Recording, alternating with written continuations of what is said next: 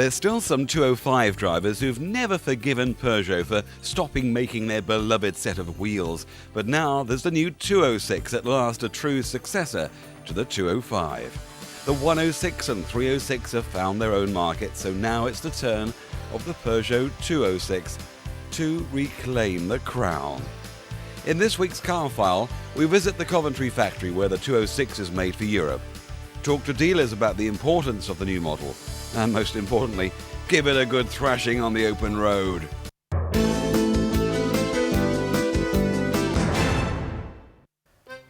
The Peugeot 205 was one of the great motoring icons of the 1980s and early 90s. We British took to the Super Mini like a Frenchman to his bottle of wine.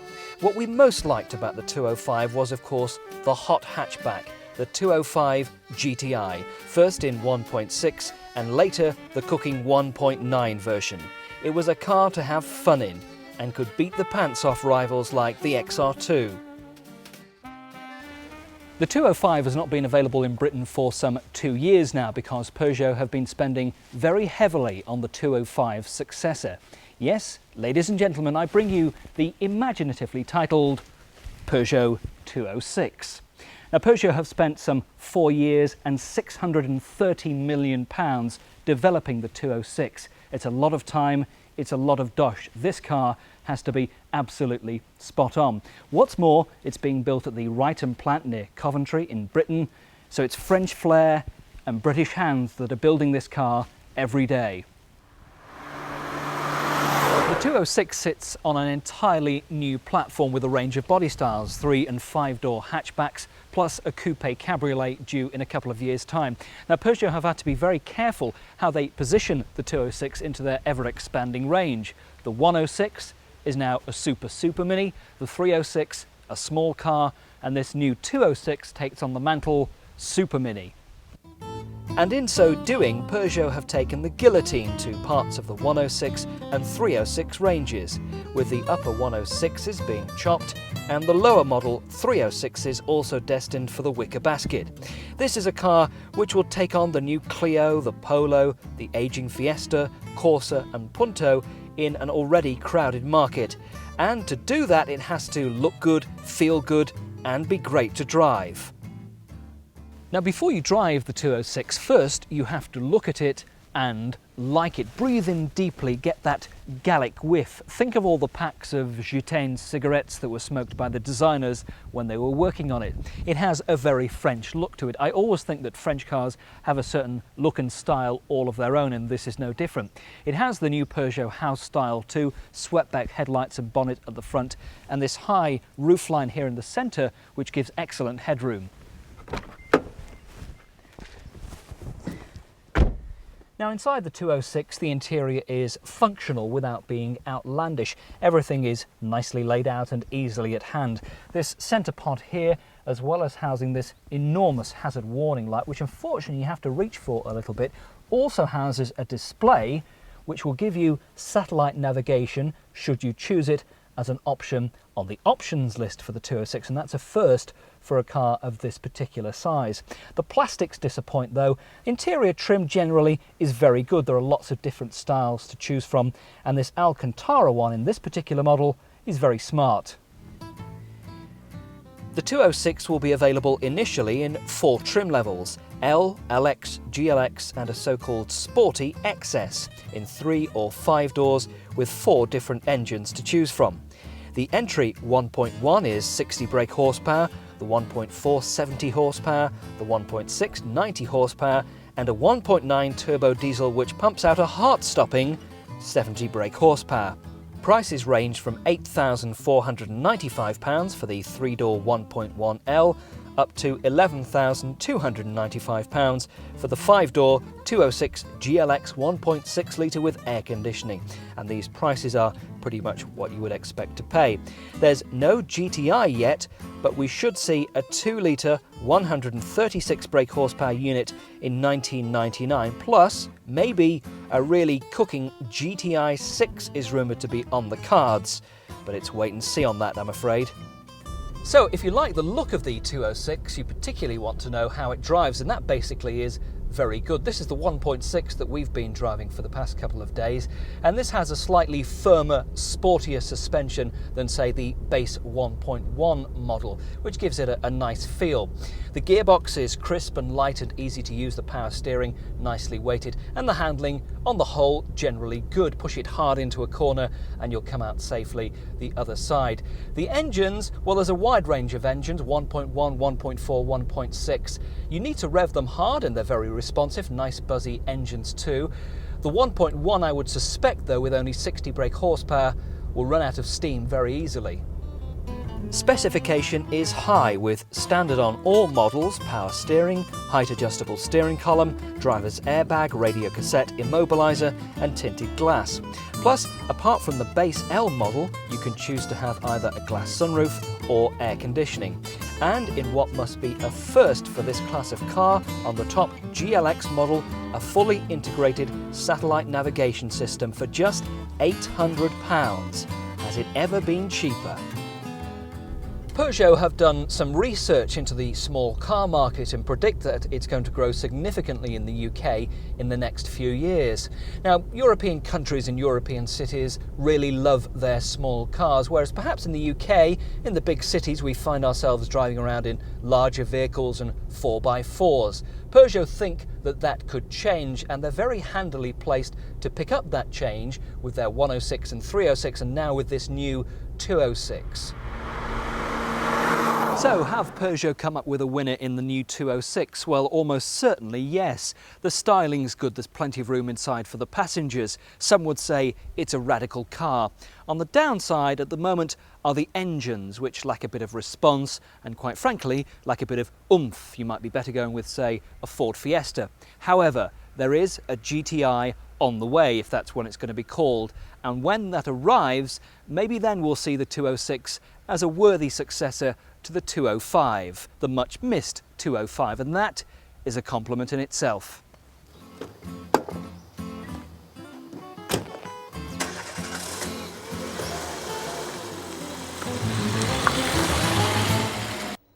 The launch of the 206 may have a lot of razzmatazz behind it, but would you actually buy one yourself?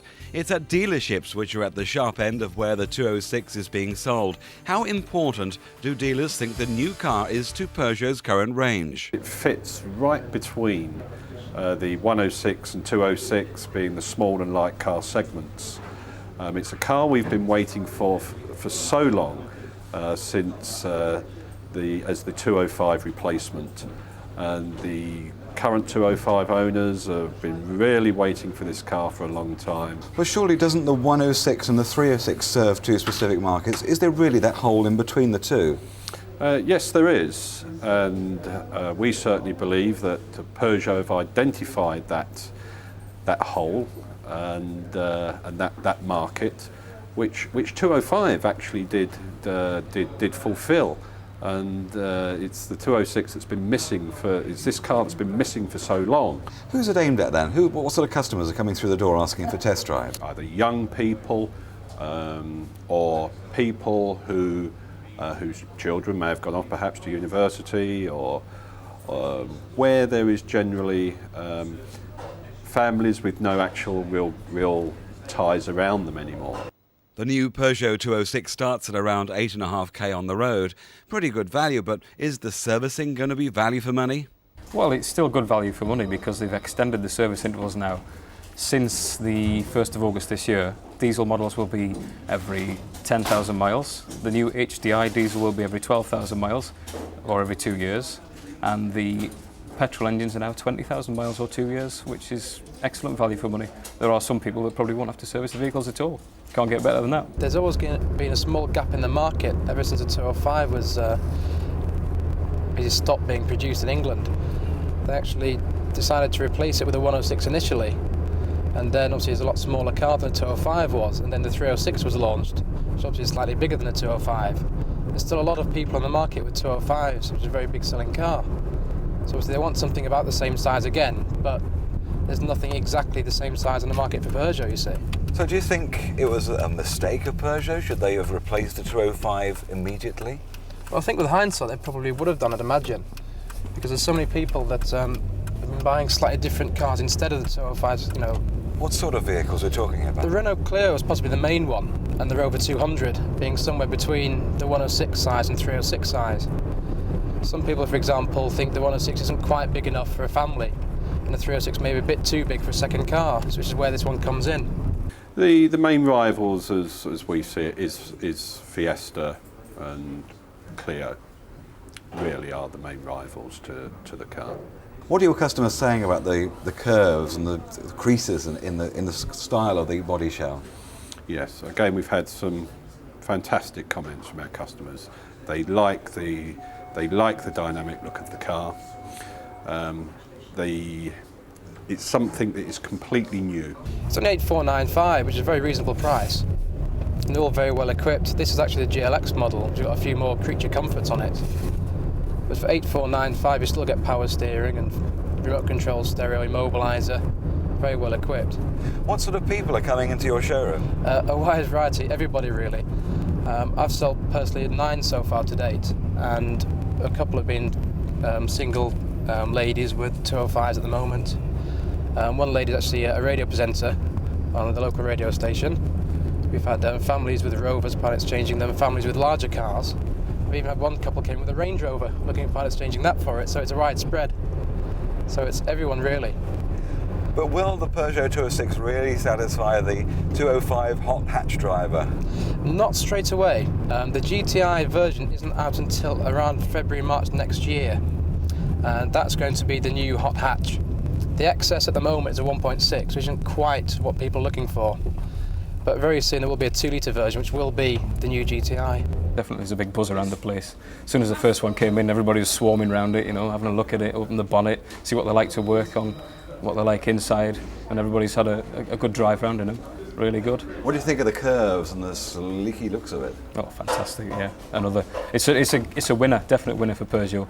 It's a new direction again in the design, as the 205 was in 1982-83.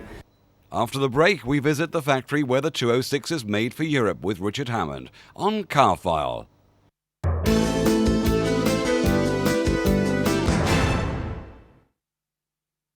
Think of a really important job, being in charge of a space mission, captaining an oil tanker, President of the United States of America. And the job facing the designers behind the new 205 was more important than that, to Peugeot at least, because we loved our 205s. Okay, historically, if you look at it, it wasn't actually until the arrival of the GTI versions that we really took it to heart. But when we did, boy did we. It became an obsession. We love our 205. So the 206 was going to be a very important car and quite a crucial task in redesigning it.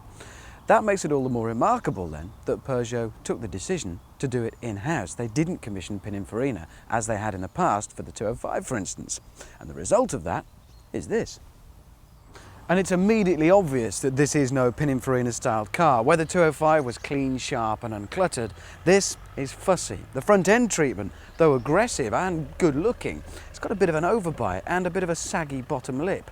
And all these lumps and bulges over the car, for instance, leading up to the wing mirror, the kicked out sills and around the rear end. And the rear end particularly, well, if you ask me, I think it's got a bit of a fat bottom. But there are some nice touches around that lumpy pumpy body. For instance this, to protect it in a crash. These rorty snorty vents might look like they're sucking in great gulps of air to feed a hungry thrashing engine, but in fact they're to get air into the cabin to keep it clean and fresh. They also incorporate quite a lot of Ponham filters, and they look good too. It seems that historically the UK has been seen pretty much as second best when it comes to manufacturing for Peugeot. This is the first time that a new car is going to start being built in this country at the same time as they start to build it in France. So for the Ryton plant near Coventry, where they used to build the likes of Humbers and Talbot Solaras and Talbot Horizons and other such delights, it's pretty important, particularly when you realise the crucial nature of the 206 to Peugeot. But they didn't win the contract to build this car without a great deal of hard work. Let's talk first of all then about the importance of the car. Given the undoubted importance of it to Peugeot, why did you take the decision to design it in-house and not entrust that to Pininfarina as you have in the past?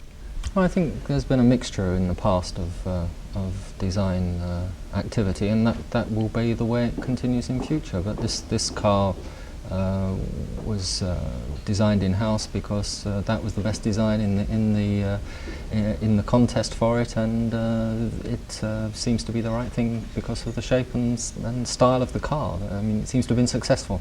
Given the importance of the car to you, how significant is it that it's going to be built here? Oh, very important. I mean, we've planned for this for the last 3 years. We won the decision because of the improvements that we've made in the factory here at Ryton. We've made tremendous productivity improvements and quality improvements, taking up to the level of the best in Europe. And it was very important that we won the decision to build the car. Now that we have won it, it will help us in our sales in the UK. There's no question about it. There is still a residue of opinion in people's buying intentions that they want to buy a British-built car. Just talking about the human aspect of this now. You're retired from here, but you still come round, you give tours, you're fascinated to see it, and obviously to take us around today. When did you start? When did you first see this plant? And how much is it going to change it now with all the automation, with the £100 million that's been put into it? Originally I came down from, I worked in Linwood, which is now gone. I came down in the early 70s, and this was, we were building the Avengers in these horrendous days of strikes and of everything. And now we've got a workforce that's happy in the place. As you can see, even the ex-employees come in and help out. So it's a completely different environment. As you can even walk around that new extension. Years ago, windows were at roof level, or even factories nowadays, modern factories don't have windows because people think they shouldn't actually see outside. You know? Whereas now we've got actual windows that operators can have a better environment to look out and work in. And it wasn't simply a case of the contract to build it being given to you here, was it? How does that work? There was a lot of heartache. We had a director come in from France and decided that if you're doing continuous improvement, which we were doing, he said, as long as the rest of the industry are doing continuous improvement, then you actually don't improve. You're comparative to everybody else, and to actually get results you actually have to do. And he introduced a lot of the double day shift rather than a day shift and night shift, so you get flexibility for a third shift, which is easy. So he actually introduced an awful lot of cost savings and everything else. Everything should be in the right place at the right time, and this is why we've got investment now, because we're actually very competitive. Years ago we didn't have the robots, it was all manual operations, and the consistency of well, position of wells was, when it's manual, is not very accurate.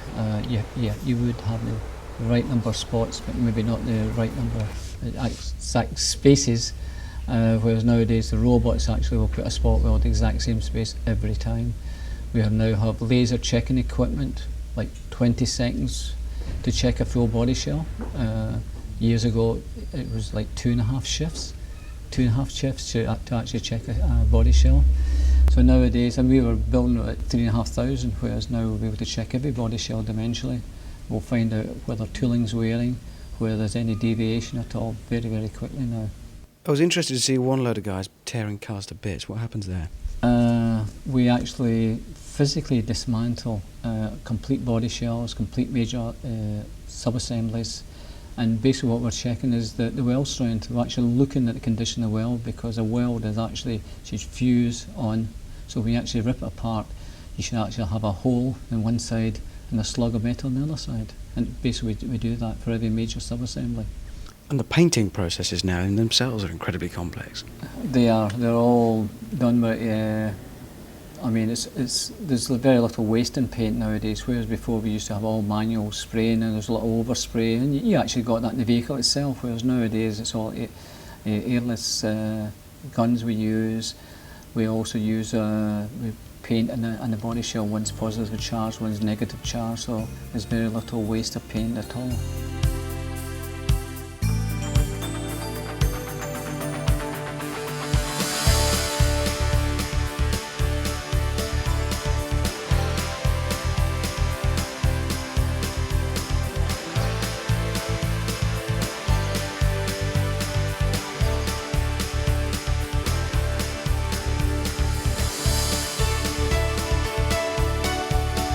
I drove the 1.4 and 1.6 litre petrol versions. The 1.4 was definitely the weaker of the two. In fact, it felt decidedly feeble. There was the mid-range there, but in all honesty, it feels more like a 1.2. The 1.6 was stronger with, again, more mid-range. It is an 8-valver, quite a drivable engine and quite useful around town, but certainly not something you'd ever expect to press on with, and certainly not something that is ever going to rev past about 4,500. The interior feels pretty well put together. It's all quite substantial in here. It's certainly not rattly and tinny like some French cars of the past in this class. And in this, the LX version, it's quite highly specified as well. We've got air conditioning, controls for the electric front windows, and a rather natty control behind the steering wheel for controlling your stereo volume and channel. But, and it is quite a big but, and I don't understand this, the whole thing appears to be afflicted with some unfortunate skin complaint. It's got this flaky, crinkled, knobbly finish. It goes everywhere, on the steering wheel, on the steering column, and I don't like it. It's like sitting on an elephant. It's like elephant skin. Why?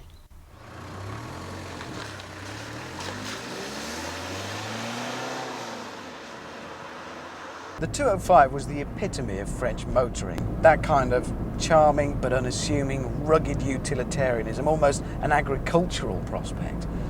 And this doesn't have any of that.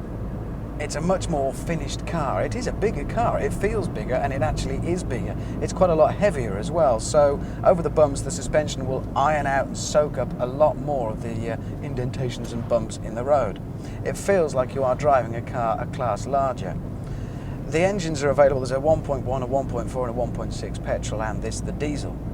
All the petrol engines are pretty unassuming, pretty unremarkable. They're 8-valve, there's no multi-valve configurations, there's nothing particularly exciting about them. That said, there's nothing wrong with them, but you certainly are going to leap out of the 1.4 and imagine, great, here's something really special. There's plenty of mid-range torque, as you'd expect from a small capacity 8-valve petrol engine.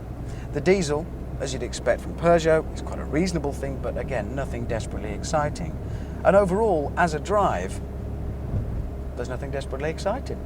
It handles reasonably well, it goes through the corners quite nicely. If anything, it tends to drop off as you push it in terms of speed, but then these are not going to be thrashed. They're not boy racers. In all, though some may bill it as the replacement for the 205, that's not particularly fair. The 206 is a very different car. It's bigger, it's more refined, and in marketing speak, it's a more mature product. But then if you look at the Peugeot range, it's a very different thing from what it was when the 205 was first brought out all those years ago. It's not a bad car, but it's never going to be as exciting and as full of flair as the 205. But then, life isn't anymore, is it?